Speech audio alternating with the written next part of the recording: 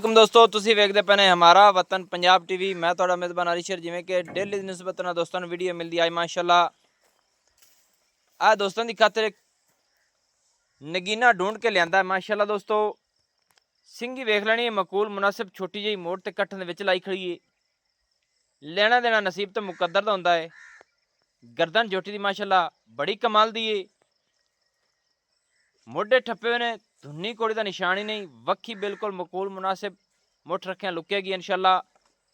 तसल्ली कर लेनी है। तो कोशिश हुण मेरी ये आउंदी है कि वीडियो लंबी ना हो माशाल्लाह। दोस्तों जुटी का खुड्डा कमाल दा है। ढाकां जोटी दी माशाल्लाह चकी हुई माशाल्लाह। पूरी नस्ल जात वाली है। इत्थे करनी है पूरी तसल्ली। कंड दी चौड़ी, मूँह दे विच हाले तक खीरी है। मालिक को सारी डिटेल लवांगे, सारी पुछांगे इंशाल्लाह माशाल्लाह। इत्थे करनी है थल्ले दी तसल्ली। गुल बड़ा सोहना रब ने इनू लाया है। मकूल अपनी अपनी जगह ते छोटे छोटे माशाल्लाह माशाल्लाह माशाल्लाह। दोस्तों गुलां दी कर लेनी तसल्ली। अपनी अपनी जगह ते छोटा छोटा वद्दर जोटी दे माशाल्लाह बिल्कुल पिछे नू आ रहे ने। इत्थे पूरी तसल्ली कर लेनी कि वंड रब ने इनू बड़ी सोहनी लाई है अपनी अपनी जगह ते माशाल्लाह। बाकी गल्लां इंशाल्लाह मालिक नाल करने हैं सांझियां, क्योंकि मेरी कोशिश होंदी कि वीडियो मुनासिब हो।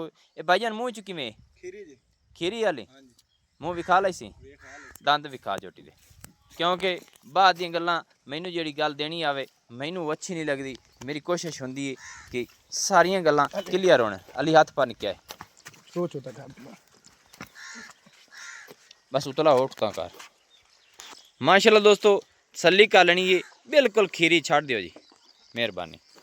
बिल्कुल खीरी है जोटी। एक अख बिल्ली है, एक अख काली है। सिंगी बिल्कुल मकूल मुनासिब जी छोटी जी रब ने इनू लाई है माशाल्लाह। उंज जोटी माशाल्लाह पूरी पजत होई खड़ी है। तकरीबन 2-2.5 महीनों ने क्रॉस हो जानी है। भाईजान एवें गल है जी। अच्छा जनाब ये जोटी की नस्ल ज़्यादा चंगी है, केड़े घराने दी है? ये जोटी जी ते मैं सालम खान जोटा आया वता कबूतरा। अच्छा ये उस जोटे दी धी है। हाँ जी। ते ओ मैं इंदी अच्छा इनकी मां केड़ी है? ओ पहली आ वाली जोटी दी बहन है। आ ओली जोटी इनकी बहन है, आ खड़ी हुई। ते आ पहली इनकी मां है। सही हो गया दोस्तों।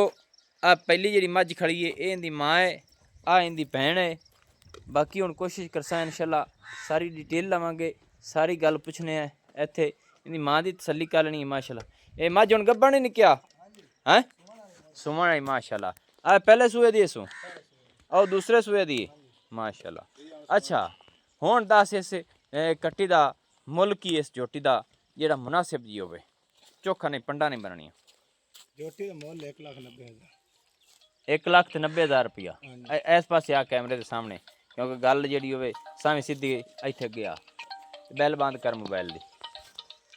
हाँ जी हुण दसो जी रेट। 1,90,000 1,90,000 रुपया। हाँ जी इनदे विच प्यार मुहब्बत कितना करसी? 10,000 किराया तो छड़ दे।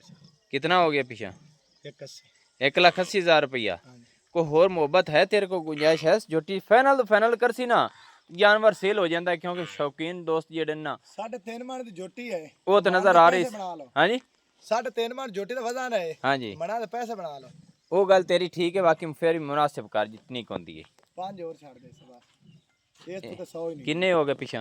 75 1,75,000 रुपया। इंदे जो 5 रुपए ही नहीं छड़ना। मैं छड़ा सा नहीं छड़ दे और छड़ने परसेंट नहीं तैनू हो वजन तो पैसे थोड़े दित्ते जोटी वजन है। ओए वो गल तेरी ठीक है, वजन जो पैसे पूरे ने। तो बाकी ये किराया बड़ा सह पाउंदा, छड़ जितने छुटदे नहीं। मोहब्बत कर, प्यार कर। पूरे 70 तो 100 ही नहीं छड़ना। 1,70,000 रुपया दोस्तों ए जोटी की डिमांड है। तसल्ली कर लेनी है। नस्ल जात दे विच फर्क नहीं। जोटी निक्या थोड़ा ही खोल खबला माशाल्लाह।